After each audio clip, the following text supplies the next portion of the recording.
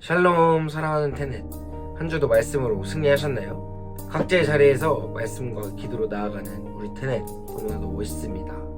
또 요즘에는 셀별로 모여 큐티를 하고 또 말씀을 나누는 모습이 너무나 아름다운 것 같습니다. 이처럼 아름답고 멋진 테넷에게 전하는 오늘의 오메가, 오늘도 오후 메시지 가자. 오늘은 10월의 마지막 날이자 이사야서 말씀의 마지막 날입니다. 먼저는 10월 한 달도 달려오신 우리 테넷 너무나도 멋있습니다. 또 오늘의 말씀을 읽어보면 알 수 있지만 이사야서 66장, 이사야서의 마지막 장은 하나님께서 모든 민족을 심판하신다 라는 제목으로 이사야서가 마무리되어집니다. 오늘 말씀을 보고 떠오르는 예화가 하나 있었습니다. 여러분 상상해 봅시다. 따사로운 햇빛이 드는 이 지중해의 바다, 그 바다 위에는 수많은 배들과 요트들이 자신들의 일을 위해 또 여가를 위해 지중해를 누비고 있습니다. 또 누군가는 다른 이들의 멋진 배를 보고 또 요트를 보고 와, 너무 멋진 보트다, 너무 멋진 요트다 이야기하며 서로의 것들을 칭찬하며 이 바다를 누비고 있습니다. 그렇게 평화롭고 행복한 시간들을 보내다 보니 시간은 저녁을 향해 가고 있었습니다. 그래서 모든 배들이 하나 둘씩 정박하기 위해 항구를 향할 채비들을 하고 있었습니다. 그런데 갑자기 항구가 있는 도시에 대규모 지진과 함께 정전이 일어나며 도시 전체가 마비되는 일이 생기게 됩니다. 그로 인해 배들과 연락할 수 있는 모든 무전기, 통신기는 작동이 되지 않고 모든 레이더망도 작동을 멈추게 됩니다. 설상가상으로 항구에 있는 하나의 등대마저 전력의 수급을 받지 못해 작동하지 못하는 상황이 되어버렸습니다.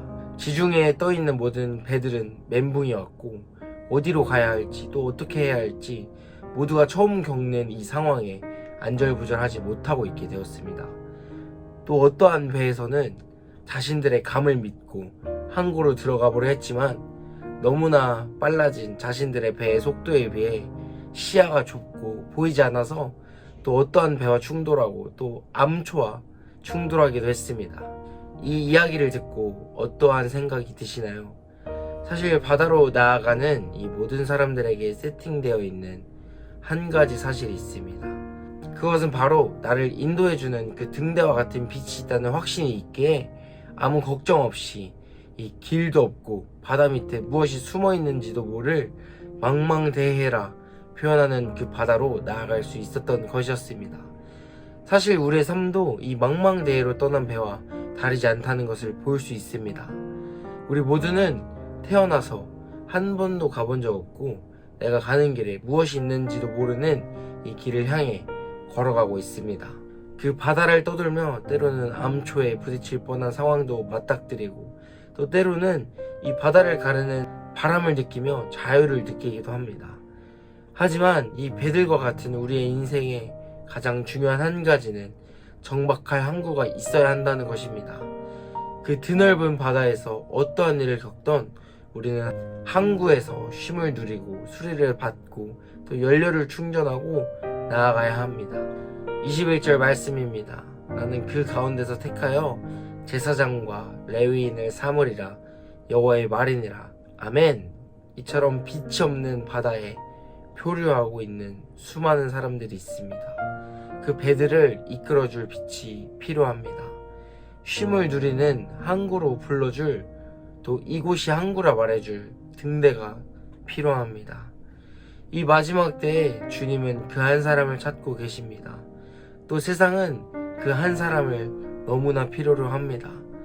저기 자신들이 어디로 가야 할지도 모르는 이들을 또 하나님이라는 최고의 안식처, 최고의 쉼을 또 영원한 마르지 않는 최고의 쉼을 누리는 이 영원한 안식처로 또 이 항구로 연결해줄 그 빛을 찾고 계십니다.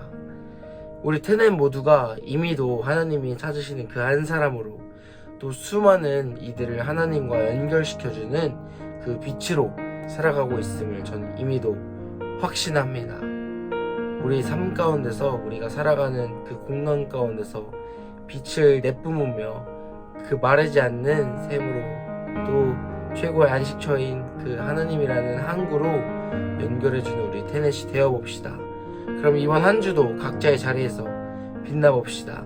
테넷 빛날지어다.